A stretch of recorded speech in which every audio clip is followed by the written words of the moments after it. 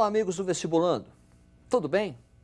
A aula de hoje nós vamos tratar da Era Vargas. Mas antes, temos que terminar os movimentos sociais urbanos da República Velha.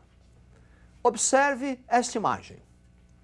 Manifestação em São Paulo contra a carestia em 1917.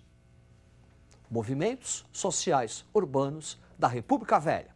Greves gerais, revolta da vacina e revolta da chibata. Vamos observar a famosa revolta da vacina que ocorreu no Rio de Janeiro. Observe o quadro. Revolta da vacina, resultado de uma política de saneamento do Estado para combater a varíola e a febre amarela. Para o combate da varíola, a vacinação obrigatória.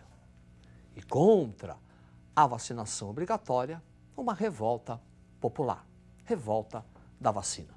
Também no Rio de Janeiro, uma segunda revolta, de caráter militar, a revolta da chibata. Observe o quadro. Revolta da chibata contra os castigos corporais.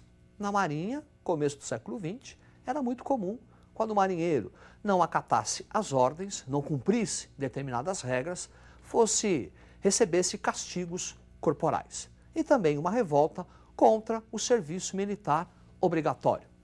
E põe obrigatório nisso. Viaturas passavam pelas ruas do Rio de Janeiro e recolhiam mendigos, pessoas que moravam embaixo de ponte. Contra essa obrigatoriedade, também eclodiu a revolta da chibata. A República Velha também será caracterizada pelo desenvolvimento da atividade industrial. E esse desenvolvimento industrial traz o desenvolvimento de uma nova classe, o proletariado. Observe o quadro. Greves gerais, 1917, 1920, resultado das precárias condições de trabalho. Questão social. O que é a questão social? Envolve a luta do trabalhador com a classe patronal, trabalhador querendo melhores condições de trabalho. Greve, por exemplo, era considerada caso de polícia. Anarco-sindicalismo, o grupo, a ideologia do movimento trabalhador no começo do século XX era o anarco-sindicalismo. E violenta repressão a essas greves de 17 a 1920. Como vimos, a República Oligárquica não foi tão hegemônica assim. Movimentos urbanos. Também vai ocorrer um movimento de caráter militar importantíssimo na República Velha. É o chamado tenentismo. Observe o quadro. Tenentismo caracterizado pela moralização republicana, moralização das instituições republicanas, instituição do voto secreto, defesa da criação da justiça eleitoral, nacionalismo econômico, defesa do ideal de salvação nacional. Crises políticas, econômicas e sociais deveriam ser resolvidas pelo Exército. Identidade com as camadas médias e elitismo. As propostas tenentistas agradavam, interessavam a classe média. Por exemplo, o voto secreto. Isso não significa dizer que os tenentes representam a classe média. Ao contrário, o tenentismo é um movimento elitista. Para conseguir o atendimento de suas reivindicações, os tenentes radicalizaram o movimento, chegando à luta armada. Observe o quadro. Movimentos armados dos tenentes. 1922, a revolta do Forte de Copacabana, o famoso episódio, os 18 do Forte. 1924, revolta tenentista em São Paulo. E em 1925, 1927, o auge, o ápice do tenentismo, que é a ação da Coluna Prestes. Coluna liderada por Luiz Carlos Prestes. Cuidado! Luiz Carlos Prestes é muito conhecido por ser um comunista. Só que, quando ele dirigia a Coluna Prestes, ele ainda não era comunista.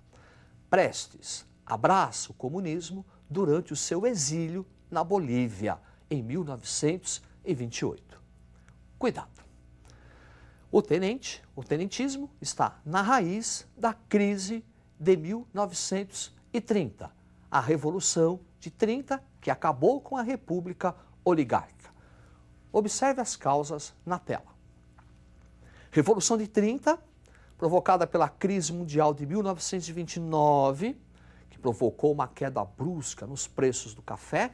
Essa crise econômica gera no Brasil uma crise política, a dissidência oligárquica, que representa o fim da política do café com leite, aquela aliança São Paulo-Minas. Formação de uma chapa de oposição para concorrer às eleições de 30, a Aliança Liberal, encabeçada por Getúlio Vargas e João Pessoa. Essa aliança liberal recebe apoio de Minas Gerais. Vitória de Júlio Prestes e a causa imediata da Revolução de 30, o assassinato de João Pessoa. Mais um cuidado. Sabemos que Getúlio Vargas governa o Brasil depois de 30. Não porque ele ganhou as eleições. Quem ganha as eleições é Júlio Prestes. A partir da Revolução de 30, tem início a Era Vargas, dividida em 3 períodos: governo provisório, governo constitucional e Estado Novo.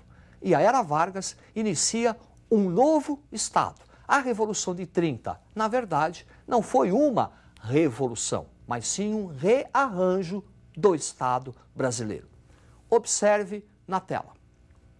Um Estado de compromisso, Estado que vai atender ou continuar a atender os interesses oligárquicos, a oligarquia mineira, a oligarquia paulista e as oligarquias antes marginalizadas, a do Nordeste e a do Sul.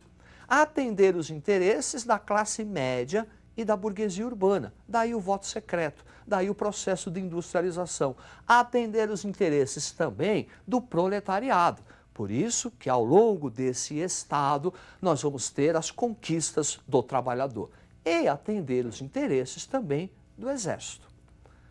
Por que esse compromisso? Porque a partir de 30 não existia aqui no Brasil um grupo ou um setor politicamente forte para exercer uma hegemonia. Portanto, a Era Vargas representa a inauguração de um novo Estado, um Estado de compromisso. Vamos para o primeiro período de Getúlio Vargas. Observe na tela. Governo provisório, defesa da cafeicultura. Em virtude da crise de 29, esse governo vai introduzir medidas para a valorização do café. Uma delas, por exemplo, será a queima de grandes quantidades de café. Um estímulo à atividade industrial para atender os interesses da burguesia. E o processo da Revolução de 1932 em São Paulo. Essa revolução foi motivada pela demora de Getúlio Vargas em acelerar os trabalhos para elaborar uma nova Constituição. A Revolução de 30 vai tornar a Constituição de 1891, a primeira Constituição republicana, uma peça de museu. Em virtude da demora, do atraso de Getúlio em convocar uma Assembleia Constituinte, São Paulo vai levantar a bandeira da legalidade. Daí a Revolução Constitucionalista em 32. Após essa revolução, Vargas convoca a Assembleia Constituinte, que vai elaborar a terceira Constituição do Brasil e a segunda da República. Observe o quadro. Constituição de 1934, manutenção do federalismo, manutenção do presidencialismo, novidade, instituição do voto secreto e voto feminino. Adoção de uma legislação trabalhista, como a regulamentação do trabalho, e nacionalismo econômico. O governo provisório é caracterizado pela chamada polarização ideológica. De um lado, integralistas, do outro lado, aliancistas. Observe o quadro.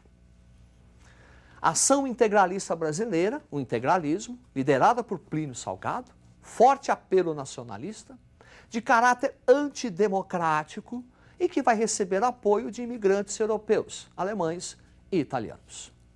Do outro lado, contra o fascismo, Aliança Nacional Libertadora. Observe seus aspectos na tela. Frente de oposição ao fascismo, também com forte apelo nacionalista, uma defesa da reforma agrária e um movimento político de massas. Em 1935, Getúlio Vargas coloca a Aliança Nacional Libertadora na ilegalidade. Isso gera um movimento, a chamada Intentona Comunista, que vai servir de pretexto para o Estado perseguir os comunistas. Observe o quadro. Estado Novo, 37 a 45, a partir da publicação do Plano Cohen, falso plano, um pretexto para o golpe que instalou o Estado Novo. Estado Novo que será legitimado pela publicação de uma Constituição, a polaca, a Constituição de 1937. Observe o quadro. Centralização política, extinção do legislativo, então supremacia do executivo, instituição do cargo dos interventores, no lugar dos governadores, instalação da pena de morte e a manutenção de uma legislação trabalhista. Perceba aí que Vargas já está usando o recurso do populismo, manipulando a classe trabalhadora. Vamos observar os órgãos de sustentação desse Estado Novo. Observe. Sustentação do Estado Novo. A Polícia Especial, dirigida por Felinto Miller, DASP, Departamento de Administração do Serviço Público, DIP, Departamento de Imprensa e Propaganda, órgão da censura e propaganda do governo, e o que? O populismo, que é um controle, que é a manipulação da classe trabalhadora. O Estado Novo é caracterizado pelo desenvolvimento das atividades industriais. É a época da construção do Parque Siderúrgico Nacional de Volta Redonda. Para encerrar, observe a tela. Economia do Estado Novo, intervenção do Estado na economia e a consolidação do processo de industrialização. A partir daí, já podemos falar que o Brasil tem uma atividade industrial.